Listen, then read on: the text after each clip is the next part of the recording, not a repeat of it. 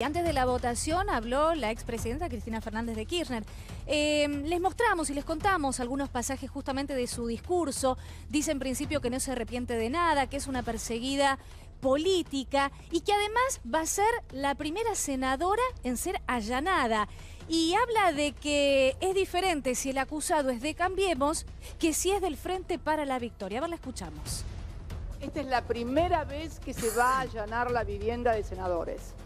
Miren, en el año 2001, con motivo del escándalo de corrupción institucional más formidable del que se tenga memoria, a punto tal que motivó la renuncia del entonces vicepresidente de la Primera Alianza, Chacho Álvarez, cuando leyó en aquella reunión de labor parlamentaria un anónimo,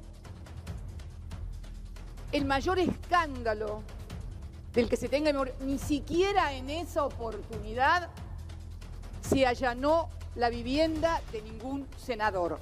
Lo que se hizo fue simplemente una inspección. O sea, voy a ser la primera senadora allanada, fui la primera presidenta mujer y fui también la primera senadora expulsada del bloque oficialista. Como verá, vocación de hacer cosas inéditas tengo como política.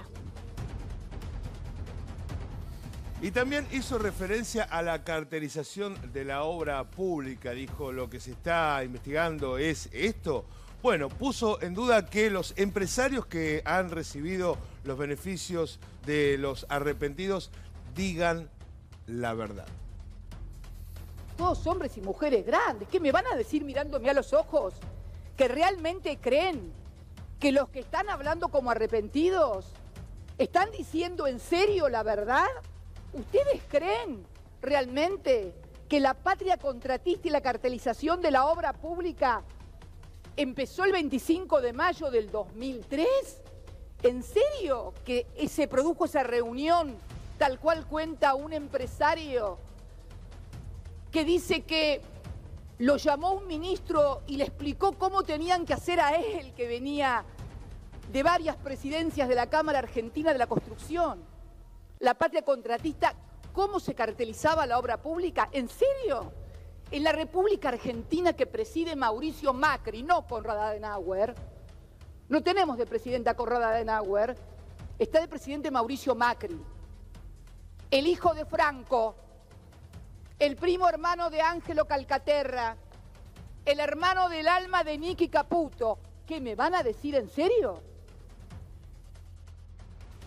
Ahí está Cristina hablando, interesante lo que decía de los arrepentidos. Atención, porque si los arrepentidos mienten, según lo que dice ella, se exponen a una pena gravísima. Claro, así como sí. tienen un beneficio, si dicen la verdad y sirven a la investigación, se les duplica la pena si es que lo que dijeron es mentira. Así que bueno, la denuncia que ella hace es grave. Habrá que ver finalmente si mintieron o no. Pero después de este encendido discurso, desde la dialéctica impecable, ¿no? Cristina en eso es muy sólida.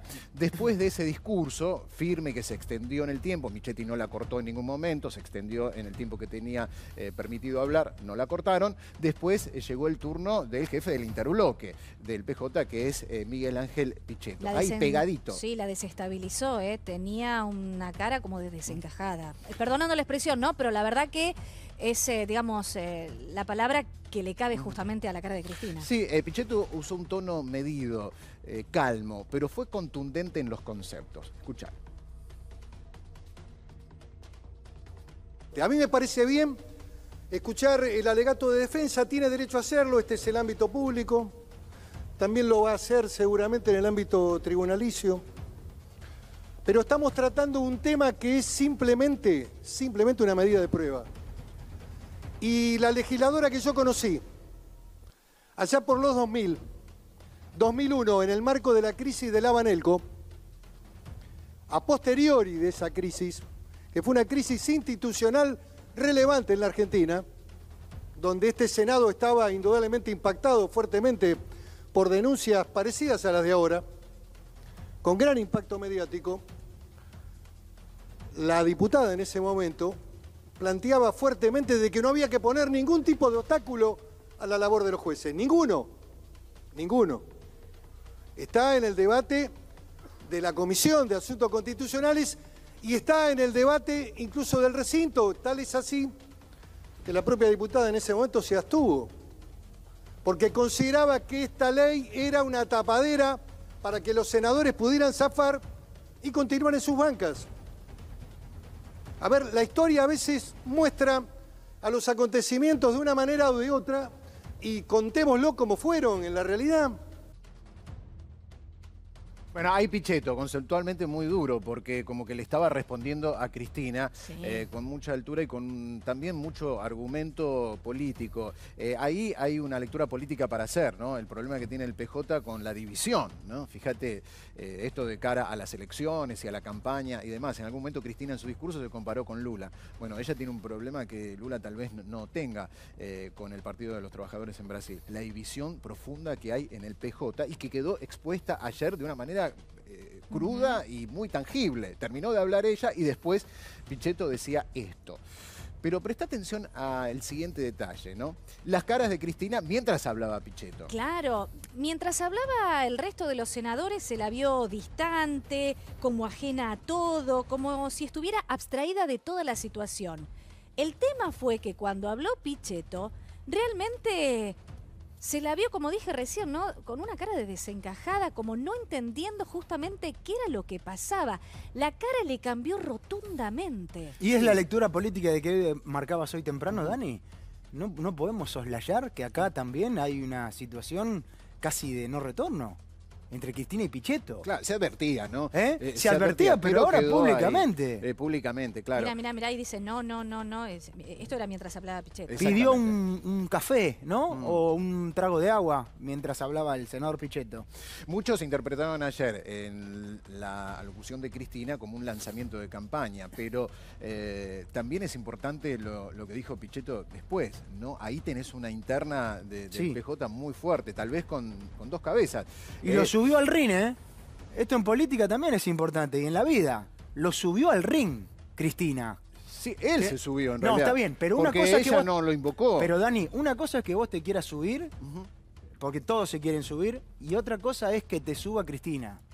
Digamos, cuando dijo, no sé si fue antes de lo que escuchamos recién de Cristina, cuando dijo, me puede partir un rayo, pueden quedar mis cenizas, que algunos ni siquiera de esa manera le dan los votos para ser presidente, ¿eh? Me parece que hablaba de Pichetto. Exactamente. ¿No? Y Sí, lo sí, está subiendo claro. al ring, es cierto, no lo nombró, pero lo subió al ring. Y después Pichetto aceptó ese convite y confrontó. Digamos, fue un momento picante de... Sí, muy fuerte. De anoche, ¿no? de Muy la fuerte. sesión. Sobre todo en algún momento él estuvo presidiendo el bloque durante mucho tiempo, más de 10 años. Y en algún momento cuando hablaba de que se aprobaba todo de manera automática según venía dictado desde el Poder Ejecutivo, como si fuese una escribanía el Congreso y el Senado concretamente, se refería a claramente a las órdenes que bajaba Cristina con respecto a muchas leyes que se trataban allí. Y que él en ese momento,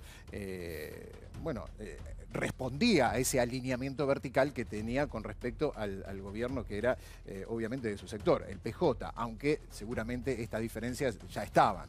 Ahora quedaron expuestas, se profundizaron y están a la vista. Esta es la interna del PJ en la campaña que viene, más allá de lo judicial y de toda la cuestión que tiene que ver con los allanamientos. Sí, y después de la aprobación del tema de los allanamientos de Cristina, se trató otro de los temas importantísimos. De hecho, lo comentábamos ayer, la ley o el proyecto de ley de extinción de dominio que ya tenía media sanción en diputados y que se tenía que tratar ayer. A ver, ¿en qué quedó que vuelve a diputados? Sí, porque hubo algunas modificaciones. ¿Cuáles son esas modificaciones?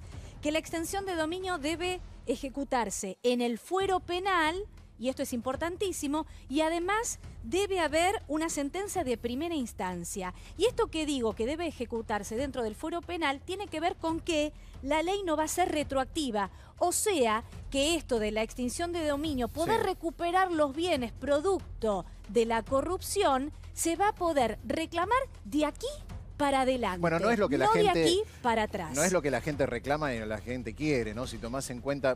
Quedó un poco esto demostrado en la marcha de antes de ayer, como cara visible de la gente que reclama, entre otras cuestiones, y no solo que se habilite el allanamiento a las locaciones de Cristina, sino también que salga esta ley. No es lo que pedía la gente, que salga de esta manera.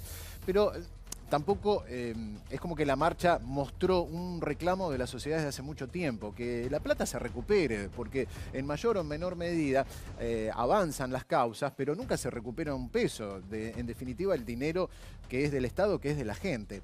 No es la ley o el proyecto como la gente quería, es muy leve, es muy suave, es demasiado blando, teniendo en cuenta que no se puede hacer de manera retroactiva. Es como, ¿sabes qué da la sensación? Como que los legisladores se sacaron el tema de encima. Es decir, no lo podemos no aprobar porque es un reclamo, pero lo hacemos lo más suave que podamos. Bueno, ahora vamos a ver qué va a pasar en la Cámara de Diputados, porque, digamos, tuvo la votación con una mayoría no especial, con lo cual Diputados podría volver con el proyecto original. Pero bueno, en definitiva, el Senado lo aprobó a medias, o por lo menos, como decían nuestros títulos, con una parte blanda.